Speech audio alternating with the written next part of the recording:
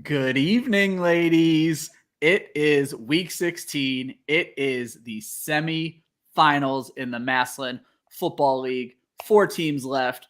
Our 13-1 regular season champion, Phil, he's taking on Xavier. Me versus my brother in our third match.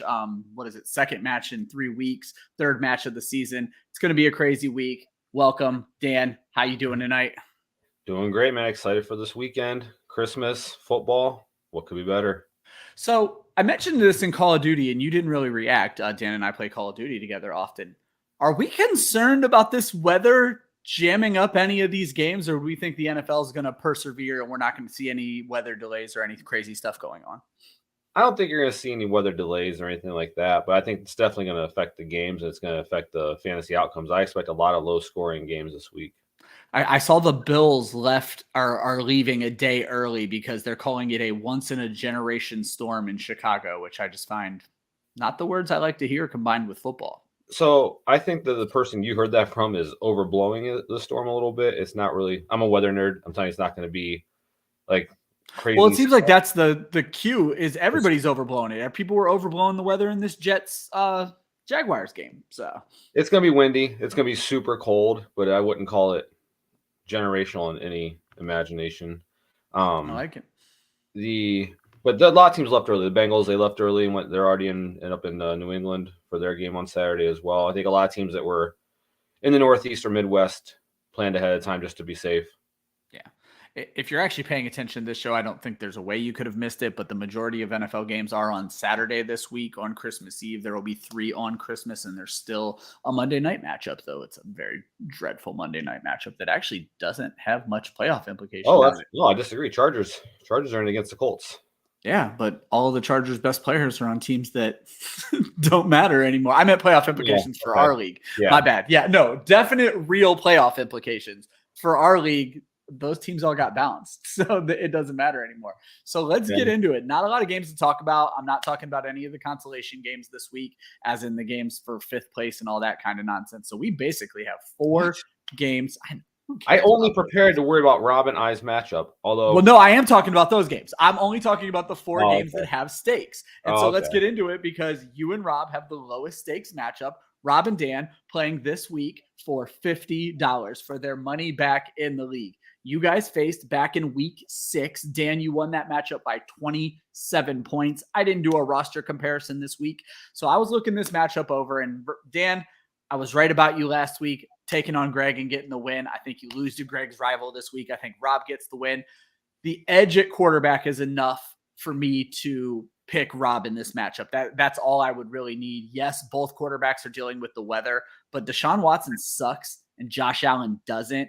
But I pretty much like Rob at every other position as well, including tight end. I actually think Kittle has a really bad week. I've been digging into the Washington Commanders against tight ends this season. They've only allowed 3 tight end touchdowns, and they've only allowed 2 tight ends to score more than 10 fantasy points this whole season. One thing you have going for you, at least last I looked, Christian Kirk starting off very slow on Thursday night, just 2 points for Rob so far. Well, if it makes a difference, Watson will not be my quarterback. I'll be putting Russell Wilson. I picked him up earlier today. Okay. Playing inside the dome out in LA against the Rams, who have pretty much mailed it in for the year. Defense has played well, but I agree it's probably the better call. It's the better matchup. I do wish I still had Tom Brady on my team at this point. I'd rather I had him starting. So does Brian. Yeah. But no, that worked out well. For anyone who catches me looking up over my shoulder, I have the game on over here, so I'm just kind of glancing while we're talking here. So well played. I'm a little jealous of that. Yeah. Who do you got winning this game, Dan? No, Rob should win. Again, like you said, the quarterback matchup matters. I can see Josh Allen getting a lot of rushing yards again. It is going to be windy in Chicago. It is going to be cold. I think it is going to be hard for some teams to throw the ball. Now, Josh Allen has a cannon for an arm, so he should be able to get some in there. But I think with that win, you're going to see a little more of the run game from him, and that could lead to a lot of points for him that way. Yeah, that was the main edge for me as well in that game. So, which brings us to the most important game of the consolation bracket. 2 gentlemen who have their own first draft pick. Brian takes on Horvath. These guys faced each other in week 10, the infamous toe-to-toe Keeper George versus Najee Harris. Brian won that matchup by 6. What do you got happening here, Dan? I'm a little disappointed they're not going to do another toe-to-toe. I think it hasn't even been discussed. I know. It's like they're taking this one a little more seriously, like it has something on the line. No, I think Steve's been hot, man. He's finally turning on. I'm going to take Steve to get the win. If Brian had Lamar going, I'd consider that a little bit more for him, but I think he's not having him is going to hurt him, and I don't trust Tom. There you go. I had to look this matchup over, not exaggerating, 3 different times to pick a winner, and I flipped my winner each time. I have settled on Brian McGuire getting the first pick of the draft, so we disagree on this one. Very dead even matchup. You could give maybe a slight edge to Horvath at running back, though Jaylen Warren vultured a touchdown from Najee Harris last week. That edge goes away when you consider Justin Jefferson. And I actually think CeeDee Lamb has a bad game this week going up against the Eagles. So I think that Justin Jefferson matchup is really going to, accelerate Brian. You would think you kind of brought up not trusting Tom Brady. And that's a major thing in this one because Brady versus Goff should shake easily to Brady. But if this were a home game for Detroit, I would probably pick Horvath because Jared Goff is so much better at home. Zonovan Knight needs to pick it up in the second half. Just rusted off a decent run for Brian just now. One interesting player on Steve's team. I'm interested to see if this rookie Trey McBride can actually get going. We were going to touch on this weather. I'm sure the Cleveland weather. We talked about Phil avoiding Taysom Hill. Brian is starting Juwan Johnson, who obviously had a really good week last week. But at this weather in Cleveland, it could be a very bad game for Juwan Johnson. Yeah, I mean, Brian could be in some trouble when you look at his whole. I mean, he has Zay Jones, who has a 0 form going right now. I forgot. I was just looking at Zonovan. I didn't even realize. Yeah, he's got the big dud going from Zay Jones, his hero from last week. So it's going to be windy Saturday night when the Raiders are going against the Steelers as well in Pittsburgh. George Pickens, that makes me nervous for him. Johnson going in Cleveland that day. The more, especially after I look at that, I think could pull that wind into that effect. I'm definitely going to go with Steve on that win. And I was wrong. It was actually Ty Johnson who broke off the run for the Jets. It wasn't even Zonovan Knight. So things not looking good for B right now. But I'll stick with my pick. But yeah, you definitely have a point. Before we move on, so what's your theory? I think if Brian gets the first pick, he'll keep it. If he gets the second pick, that thing is gone by Tuesday. Here's the issue. You've obviously broken my brain. Brian wants to trade me this pick for AJ Brown. Yes, he does. I know that. And so if Brian gets the first, here's the issue. I was looking my team over today, and it actually raised the question of one of the football questions we're going to talk about later. I was looking my team over today, and I don't know what I want to do keeper-wise because it should very easily be AJ Brown. But then if I trade him for this pick, do I trust Joe Mixon? Does Ramondre Stevenson have the job by himself next week or next year, rather? It's a scary proposition. I think Brian trades the pick regardless. I don't think it matters to Brian if it's the first pick of the draft because Brian doesn't care about these incoming rookies the way someone like Kenny does. So I don't think it's going to matter to Brian which pick he has. I think it's going to get traded as long as he can get the return on investment that he wants. I don't know, man. I think that he gets that first pick. He's gonna see some opportunity. I think he might keep it if it's the first. Now, I will say if he can get AJ Brown out of it, he'll trade it. But outside of AJ Brown, I don't know that he's going to get somebody else he wants for that pick. Well, here's the thing. Kenny doesn't quite have the firepower, but if Kenny's going to have the 4th pick. Yeah. So if Kenny offered the 4th pick and firepower, because how bad Kenny wants Bijan Robinson, I think Brian has to consider that trade as well. So just depending on the firepower he can get back in that. So could definitely be interesting. And then we have the 2 actual playoff games, and I'm selfish, so I made myself the last matchup. First place Phil taking on Xavier. They played back in week 5, and Phil won by 1 point. The rosters were actually quite different. When you go back and look at a previous matchup, it just shows you off roster for a lot of players. And that was where I'm not going to analyze all these rosters. Obviously, Xavier made the change at quarterback. He was still rocking Kirk Cousins back then. He's on to Tua Tagovailoa. Dan, what do you got happening with your boy Phil in this matchup? Obviously, your screen name plays into this. So yeah, I mean, let's be honest. Jalen Hurts has carried Phil a lot. 100%. A lot. I think he's really going to be hurting. I mean, Purdy's put up points, but he's going against a better defense. I believe they're on the road. at Washington. Yes. No, they're at home. It's at home, yeah. But still, it's gonna be a tough matchup. I think the thing that makes me the most nervous is Chubb's been hurt all week. I know they say he's going to play, but you have Diggs in Chicago in the win. You have Cooper in Cleveland in the win. Yep. And no Hurts. With that in mind, I'm going to go with Xavier. Not trying to disrespect Phil's team in any way. It's just looking at his roster, looking at the situation he has some of his players in. I'm gonna go with Xavier to pull the win out. I mentioned last week that I just continue to shit on Xavier's team, and he continues to prove me wrong. But yeah, we are going to have to disrespect somebody here.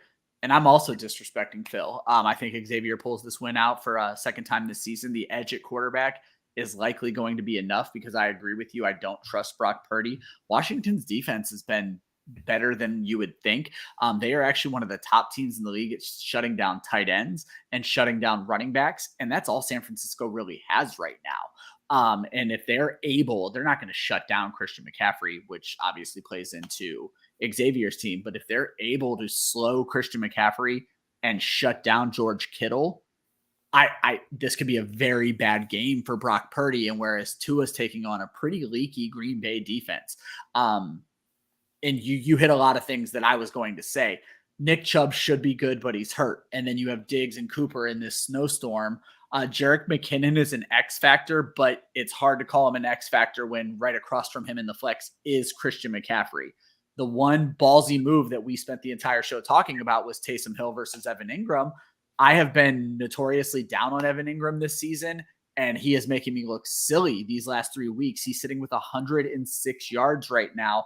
Obviously, NFL leading tackler Foya Luakon has done nothing for Phil up to this point, but it's getting kind of made up for with Evan Ingram. And then Travis Etienne's having a pretty decent game. We're just into the fourth quarter. He's already sitting at 8 fantasy points. So I agree, it's Xavier.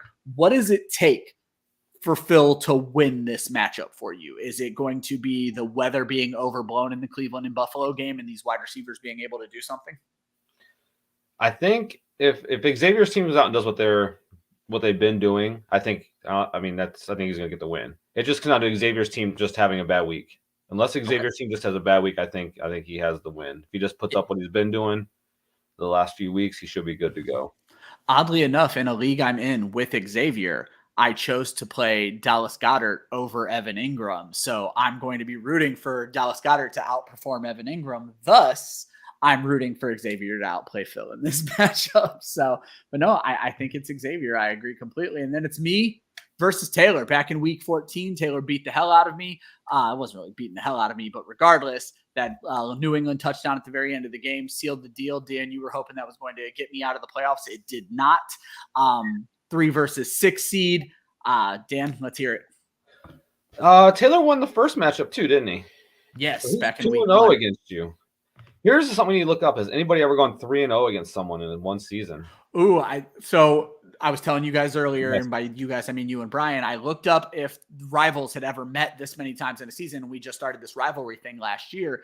And last year, Xavier and Darren played each other 3 times. And Rob, no, I can't remember. Was it you and Phil? I can't remember. There was one other one where they had played each other 3 times. Terry and Brian. It was Terry. Okay, so Terry and Brian. They were all kind of like, no, it was the Steves. So maybe it was Terry and Brian because I told you I thought there was an extra one, but the Steves played each other as well. So I don't know if it's happened 3 times. I didn't dig that one much up. We'll talk about it next week if it happens. That's gonna be interesting if he can go 3-0 against you. And that's he beat me by 8 points back in. Oh, I didn't. It was not as bad. He beat me by 8 points in week 1 and 9 points in week 2 or week 14 rather. So. Man, if he can just beat you by like 1 or 2 points just to get that last win. Or it'll be 10, 8, 9, 10, and he'll just keep it going there. Nice. So you have him winning or? Yeah, I do. I think I've been saying all along I'm gonna stick with Taylor. Terry and Taylor were my 2 all season. Okay. Terry unfortunately decided not to show up for the playoffs. Shit the bed last week. Yeah, he didn't show up. His team just said, "No, we're good. We're happy just making the playoffs. We don't need anything else." Now I'm gonna take Taylor. I think not having Hurts. I know you're a big Gunnar Minshew fan. Oh yeah. I think that's going to hurt A.J. Brown. I think Mahomes will have a good game. I think Kelsey will still have a good game. But I think some other Taylor's other people, Fields, I think, could have a big rushing game if they're not trying to run the ball or not trying to throw the ball in that wind. Swift against Carolina. Hill against Green Bay. I think, he has Smith, so I think you could take points off him too. I think it's going to be a close game. I do think it's going to be a close game. I'm going to go with Taylor, though. So I'm picking myself. Not much question there. I agree. Justin Fields on the ground could end up killing me this week, but I think Mahomes can match him against Seattle's defense that has gotten kind of progressively worse as the season's moved on. However, I am banking on Buffalo being intelligent enough on defense to know if this wind is this wind, Fields is not going to throw the ball and spying and sending things after him and actually doing what other teams haven't been able to do. So I am banking on competent Buffalo defense and this weather. I agree wholeheartedly. Taylor has the edge at running back and wide receiver, but I yank that edge back to him with Travis Kelce. And I know that's been my going thing this whole season, and it's actually something we're going to talk about a little bit later. But my edge at tight end and what I perceive as an edge at quarterback should be enough. An interesting thing for Taylor is that Cleveland is supposed to be a bad weather game. Obviously, Chicago and Cleveland are the two people are most paying attention to. Kamara should beat up on Cleveland. They've been terrible against running backs, but I don't think anybody really trusts Kamara or that New Orleans offense in general. And then you've hit the nail on the head. What is A.J. Brown with Gardner Minshew? I am not worried, and I'm not worried about Devonta Smith, and I'm not worried about Dallas Goedert either. I am a big Gardner Minshew guy. I have been. But, Dan, you bring a good point up. Dallas's defense is, I think, the best at forcing turnovers in football right now. And if they can get to Gardner Minshew and force turnovers, this could be an ugly game for Philadelphia. Yeah, and here's the thing. Philadelphia, I believe they've locked up the number 1 seed. They have not. They need to win one of these final games or have Dallas lose one of these final games. They haven't even locked up the division yet. Okay. Then I was overblowing that one. But I just don't know how much Philadelphia is going to come in this game, must win. We need to, what I mean? You're playing hurt. You're missing some guys. They're missing a lot of guys on defense. Yep. I think Chauncey Gardner-Johnson, I think his first name's Chauncey C.J. Gardner-Johnson. I think he's out in this game as well. If not out, he's certainly not 100%, and he's a linchpin on the back of their defense. So this just feels like one of those end of the season. Dallas comes out, looks great. Everybody thinks they're going to do good in the playoffs, and then they lay an egg. But if Hurts was there, I'd feel a lot more confident. But I don't know. We're going to see. Yeah. Hurts. It's not like, to me, when you watch Philadelphia, that they've just been destroying people. It's been Hurts running around making crazy plays. So I'm just going to throw out there, Gardner Minshew, 5 yards per carry during his time in Jacksonville. My guy can run. You know what? I think you should just bench Mahomes and put Minshew in. I'm not going to tell you it wasn't at least a small thought for me, but Mahomes is the one guy I won't do it for. I will say, I got Gardner Minshew, and I still have 12 teams in the playoffs. I got Gardner Minshew on 10 of them, and I am benching Geno Smith in like 3 different leagues for Gardner Minshew and Justin Herbert in a league for Gardner Minshew. So both those make sense because Herbert has been inconsistent. Terrible. And Geno's been getting worse every week. So especially now that Lockett's out. I'm on the back of my guy. I'm not just I'm not just a member of the Gardner Minshew fan club. I'm the president. Like it's this life for me. I've written like 3 different articles about the guy this week. It's me. I think it's time for you to have another kid and name them after Gardner. I agree. Or just trade this one in for a newer model. No, we like that one. So that's the playoffs, guys. Dan, we did it last week. I think we both picked Terry. We both look really dumb right now. Choose your champion, Dan. Who's winning this whole thing? Taylor's going to get us first. I figured that's what you were going to say. I'm going to stick in you have the right family, but the wrong person, because I think I'm taking it down. I think the edge that Travis Kelce and Patrick Mahomes gives me is not going to be able to be matched with the people who are left in this league. Obviously, I have Xavier facing me in the championship. Xavier, when he first joined the league, listened to the podcast I used to write for and named his team after that podcast. A little bit of a rivalry there. I look forward to taking him on in the championship. And plus, I think that makes it, no, Brian won. I was going to say it's a battle of our 2020 and 2020, was it 2019 champion, right? Is that how it goes? Yeah. So, and then maybe Brian wins the first pick and it's all just full circle. Well, guys, those are the only games we really have to talk about this week in the league. But me and Dan wanted to start talking about some real football. And so I told Dan I had 3 questions for him. And the first question actually comes from an interesting point that Xavier made in the chat this morning. Dan, if Travis Kelce didn't exist, if Travis Kelce got hurt in the preseason and tight ends are as bad as what tight ends are right now, what is your take on fantasy football leagues, or our league specifically, converting the tight end position to a wide receiver / tight end position so that we didn't have to deal with the trash that exists at tight end? One, I hate overreactions to one season. I understand it sucked, but you know what? Build a bridge, get over it. I mean, it's one season. It's not like this happens every year. Well, it does though. Kelce or someone runs away with it. Andrews did it last year, and Kelce not to this level. I don't believe, off the top of my head. I know you're gonna pull the stats up now, but I say it won't take me long to figure it out. You're probably right about the level, because last I looked this season, Travis Kelce is 100 points away from tight end 2, and it's actually 113 right now. Last season, Mark Andrews, and I'm just using standard PPR scoring, not the league. Mark Andrews was 50 points up on Kelce. Kelce was 60 points up on Dalton Schultz. So Andrews was 98 points up on the tight end 3. And then I'll stop at 2020. Travis Kelce was 40 points up, but Travis Kelce, 40 points up on Darren Waller at 2. However, he was 142 points up on tight end 3. Okay. I was wrong then. I'll own that. So is it that everyone else is bad, or just Travis Kelce is that good? I think it's Travis Kelce's that good. I think it's the Chiefs are the one team in football who have chosen to make their tight end their wide receiver 1. The question is, I'm not even going to ask the question because I can't say the words that it would take to ask the question during the fantasy playoffs. If Travis Kelce weren't a Chief, would they still throw to their tight end? Is it going to be one of these lower guys? I know they like Noah Gray there. Is it one of these lower guys who would step up and they would continue to utilize their tight end? And is it their offense, or is it because it's Travis Kelce?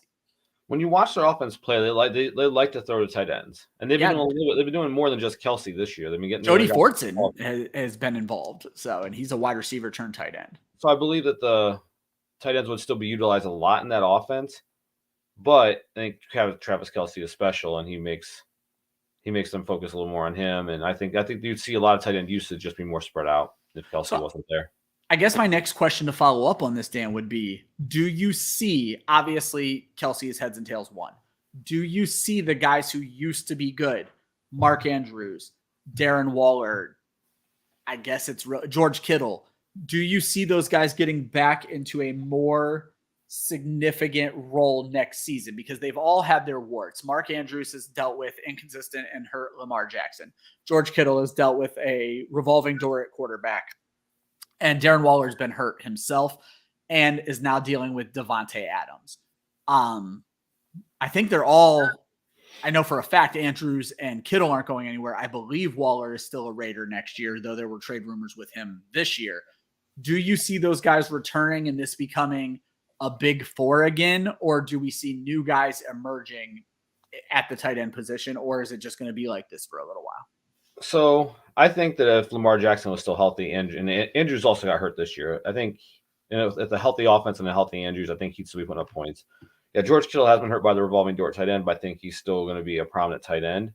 I think Hawkinson's going to step up and be the next guy over Waller in that offense. But Waller is signed to a contract. He signed the extension, I believe, in the preseason. That's right. Because he was hurt and then signed his extension and magically wasn't hurt anymore. I completely forgot about that. So. Yes.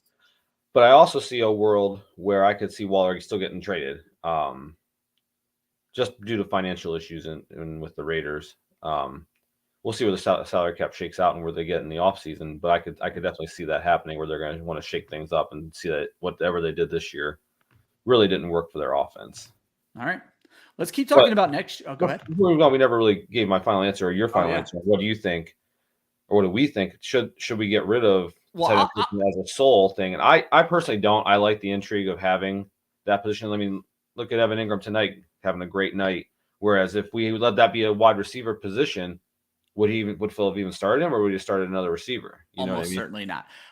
I like, you and I both play fantasy football for the strategy, and having a tight end and having a tight end like Travis Kelce changes draft strategy, and then it changes weekly strategy. So I love what it does to draft strategy. Do you have the balls? And I'm not just talking about our league. Do you have the balls to take Travis Kelce in round 1 and see how it shapes your team? I do it in almost every other league that I'm in. I take Travis Kelce, I set it and I forget it, and I build my team from there. But then more importantly, if you miss on Kelce, do you take one of these middle round guys and play the game of, can I trust these guys?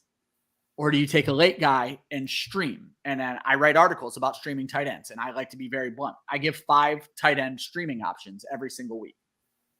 The guy who I put as my number 1, which is just me kind of like guessing from the group, has been shit this season, like absolutely awful. However, every week, 1 or 2 of my 5 guys pops off. And these are guys who are available in 50% of fantasy leagues. If you picked the best of my 5 options every week, I've built a tight end that's like 40 points better than TJ Hawkinson. So streaming the position is very doable, but it takes fucking work. And I put in the work and I still suck at it. So that leads me to a follow-up question for you. Yeah. How many times has Cole Kmet been in your top 5? Twice the whole season. It was right when the streak was starting. It was easy to read the tea leaves. And right when the streak was ending, it was easy to read the tea leaves. It's exactly what I said about Cole Kmet at the beginning of the season. He is a streaming option. He was never a weekly start, and I will hold to that. I will hold to that before the Justin Fields injury. He beat the matchups he was supposed to beat. I didn't predict 5 touchdowns in 3 games, but I knew he was going to be playable for a few weeks, but I think he made the list twice. I was just curious. Oh, it's a great question. No, what's funny is people came at me on Twitter because I'm a notorious Cole Kmet hater. I own up to it. There are weeks where you're going to play the guy. All I tried to say was he wasn't going to be a weekly play. I also made a bet with a good friend of mine that he would not have 80 targets this season. And if I'm right, she has to buy me drinks the next time I see her. And I'm going to be right because he's not going to hit 80 targets this season. So fuck Cole Kmet, plain and simple. Next question, Dan, look into the future. And this kind of is a double-sided question. You and I have actually talked about this recently, and we talked about it on my Monday show. Going into next season, who are your top 5 fantasy quarterbacks? And you can look at it from like a dynasty standpoint if you want, which kind of plays into our league. But who would you say are your top 5 quarterbacks? Do you need time to think about this? Because I can rattle mine off if you need time. So no, I'm good to go. All right, go for it. Let's go back and forth. Which go number 1? Okay. Mahomes. It's Josh Allen for me. Really? Okay. Oh yeah. Running aspect of it. Okay. Yeah, the running aspect, the solid wide receiver 1 where you don't quite know who Mahomes' wide receiver 1 is. Travis Kelce's another year older, but it's Josh Allen for me. See, if I had a choice between the 2, I'd still take Mahomes on the fact that, I understand he gets those rushing yards, but I feel like Mahomes is safer. Okay. Less likely to get hurt. I know Allen's been healthy throughout his career, but the rushing and as every year he gets older, eventually it's going to take a toll on his body. That's fair. Number 2 for me is Jalen Hurts. 2 for me is Allen. Okay. And then my 3 is Patrick Mahomes. So where is your 3? My 3 is Hurts. Okay. So we agree on the top 4. And I think I see what you're saying about Mahomes. Flat out NFL quarterback. I'm not putting anybody up against Mahomes. He's the best quarterback in the NFL. I look at the rushing ability when it comes to fantasy quarterbacks, and that's where Allen and Hurts come in ahead of Mahomes for me. So 4 is where it gets interesting, and 4 is where the discussion gets interesting. So who is your number 4 next year, Dan? 4, I would take Burrow. So the debate for me, and that debate became a lot easier last week, because this is where you and I talked last week, is what do we make of Justin Herbert? And I have struggled with Justin Herbert. I was very much on the Justin Herbert train up to last week. I am starting to firmly fall off of that train. So it comes down to, is Lamar Jackson still viable? Can you trust Justin Herbert? and then Joe Burrow, and then the guy who was going to end up being my number 5. We'll talk about here in a second. But I also agree. I think we're going to agree on 5. I think I know where you're going. So I agree. It's Joe Burrow. The weapons are insane. The weapons aren't going anywhere for a year, and it's going to be another year of merging on that offensive line, merging on that offense in general. Number 4 for me is also Joe Burrow. And who is your number 5, Dan? Justin Fields. Justin Fields. All right. So we don't disagree at all in our top 5. So obviously rushing upside, superhuman ability, what we've seen. I will hold for a while. I don't know if you guys saw the touchdown run that wasn't a touchdown run last week. Insane. One of the best runs I've ever seen in the NFL. Obviously his big toe was completely out of bounds. It is what it is, but what a play by Justin Fields. So then my question to you, go ahead. I was going to say, I think he's going to build on it, becoming more of a better thrower as time goes on, and hopefully they get some more weapons in there for him. It's going to be really interesting to see what they do in the NFL draft this year. Do they take the best offensive tackle where they're picking in the top 5, or do they get the wide receiver and Jackson Smith and Jigba from Ohio State? Okay, so as of now, they have the number 2 pick. The big question for me with them is there a QB needy team and they're willing to make a deal and move out of that pick? They also have $125 million in cap room. Now they have offensive line issues, and they essentially have to build an entirely new defense with everything they traded away, at least a new defensive front 7. So it's going to be interesting to see how they fill those holes. But I agree. Do they go offensive line? Do they go wide receiver? I know there's supposed to be, and again, I don't follow college football. There's supposed to be a lot of really good wide receivers available in this draft. So that's where the trading back thing seems very interesting to me for the Chicago Bears. You know, I get trading back again in the picks, and you can add more depth. I understand that completely. But if you have someone who you view as a difference-making receiver, look at what the Bengals did when it came down to taking Penei Sewell or Jamar Chase. They stuck to their guns, and they made the right choice. So, yes, and I think the Bears should do the exact same thing. I mean, unless someone's trading like top, maybe it's pick 4 or pick 5, then I can still make that case to trade down and still maybe get Smith and Jigba. Yeah. So here's my issue with a rookie. And this is something I've been talking about with Lamar Jackson for a while now. And I don't know if it's a Russian quarterback thing or what it is. Josh Allen made his leap when they got him a solid route running veteran. Whereas the Ravens have tried, and I use that loosely, to build through the draft with Marquise Brown. And then Rashad Bateman. They've tried to build through the draft, and it hasn't worked. To where I was screaming, they needed to go out and get a route running veteran. So for me, if I'm the Bears, I would rather go out and get a route running veteran. And obviously you don't know who's going to be available, but I would rather see them get a route running veteran and draft an offensive lineman. That's just my take on the whole situation. You know, what's interesting is I go back a couple of years when going back to the Jamar Chase versus Penei Sewell thing. Kenny Galladay was a free agent. Yeah. He was off his good time and his good years in Detroit there before he went to New York and became nothing. It was a big thing. Kenny Galladay, he was in negotiations with the Bengals. He was calling the Bengals saying, I want to go there. I want to play with Joe Burrow. And then there's all this talk, well, they can sign Galladay and get Sewell and they'll be fine. I mean, God knows where we'd be right now if they'd done that. I was just going to say, thank God you didn't do that. So Kenny Galladay, who went to New York and died, apparently. So. Yes. So, no, again, it comes down to what the Bears really think Smith can be. If you think he can be that, I understand wanting that veteran. And it worked out for Josh Allen there. But, I think part of Lamar's problem is also that offense. I don't think that even if they get that right receiver there, they want to run the ball. And I don't know how that would work with Jackson. I mean, Hollywood and him, I guess, everything I read was that Hollywood Brown and Lamar Jackson are like best friends and still best friends. They are. And if they couldn't connect consistently, is it the offense? Is it Lamar not be able to, have that connection with someone? I don't know. It makes a lot of sense. Like I said, so you know more about these college players than me. This Jackson Smith and Jigba, he is a game changer, NFL level, like big size. Like, is he fast? What is he? So super fast, good size. I don't think he's not like 6'4". I think he's probably more in the 6'2", 6'3" range. I mean, that's a great size for an NFL wide receiver these days. So. And again, I could be wrong on that. I'm just looking at how I've seen him play. Okay. Coming off a rough, this year's been rough. Hurt a lot. Yeah, got hurt early, didn't he? Yes. Yeah. First game of the year, he's just not been able to get it back together. So there's gonna be some question marks there. But again, if you can see that he's healthy before the draft, I would go that route personally. I like it. And then, Dan, my final question is complete selfish reasons because you're a Bengals fan. And as we talked about, I may have keeper decisions to make. And not only do I have keeper decisions to make, I am relying on this guy who you traded me to get me to the damn championship game. What in the world is happening with Joe Mixon this season as a Bengals fan? Because I'm looking 100-yard game this whole season, and he has only scored touchdowns in 4 games. One of them was a receiving touchdown. So he scored 5 touchdowns in a single game. He has 8 touchdowns on the entire season. He has mostly been under 15 fantasy points, but his season looks saved by that massive 55-yard performance he had against Carolina back in week 9. So what in the hell is going on with this offense, with Joe Mixon? Just what's happening? If I were you, I would take the first 6 weeks of the season, 5-6 weeks, throw it out the window. That offensive line was trying to gel, trying to get together.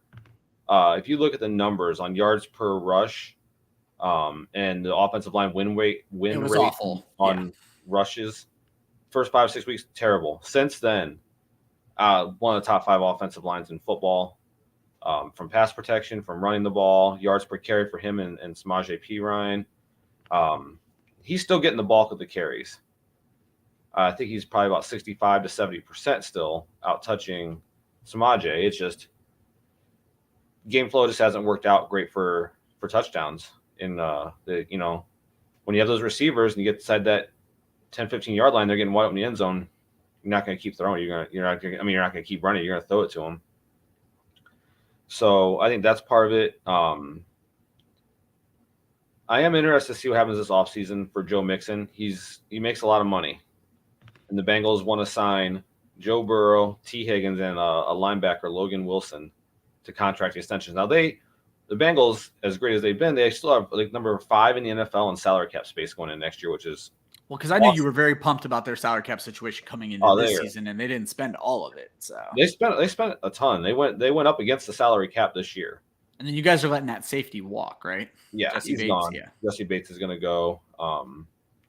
But they've done a great job to set up for the future while winning now. It's quite awesome as a Bengals fan to experience that. But I think that Joe Mixon is a player who I could see them cutting at the end of the year just to have more financial availability and resources to move forward with those extensions. The owners come out and said, "Yeah, we're going to sign T. Higgins. Their goal is to keep him and Jamar together." Yeah. They don't want to let either one of them walk. Obviously, T can do what he wants, but based on every interview and everything I've ever heard about the guy, he loves the team, loves the camaraderie of the locker room there. So I see him staying, but it'll be an interesting offseason for Joe Mixon.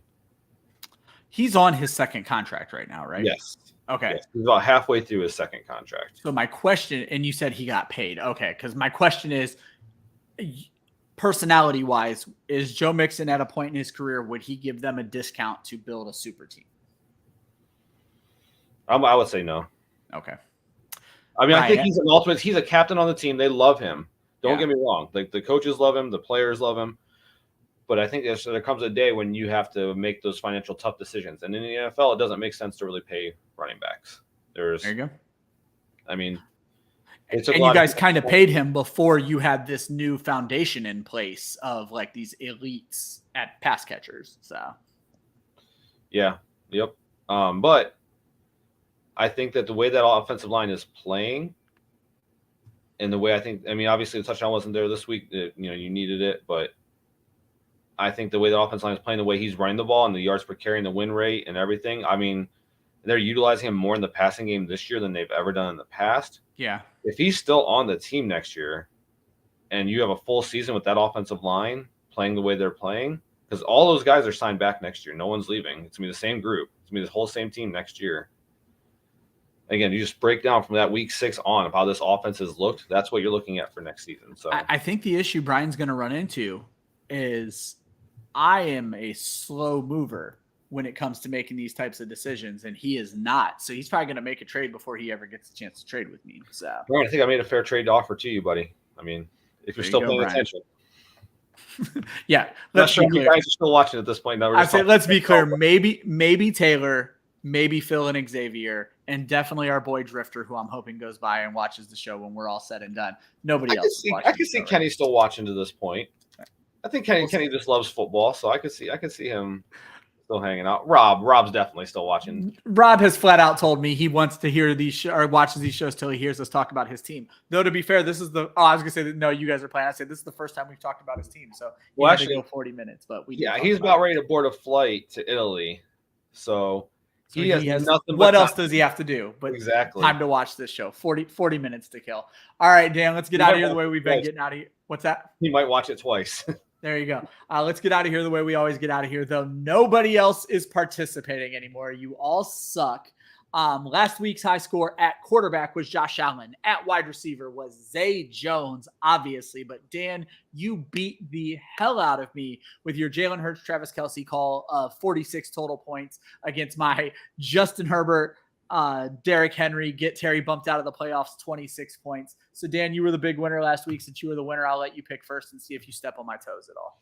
I'm going to go with Patrick Mahomes and Josh Jacobs. I love it. Definitely love hearing the Patrick Mahomes part of it. And we do not disagree because I'm going to go with Joseph Burrow playing in New England, and I'm going to stick to my guns on Derrick Henry taking on the Houston Texans. I think Derrick Henry absolutely feasts this week, but I like both of your picks as well. Maybe somebody else wants to participate. Drop it in the chat. Drop it in the comments. Dan, any parting words for the people? I love you guys. Enjoy your weekend. Merry Christmas. Hope everyone has great holidays. Enjoy. As always, Taylor, you suck.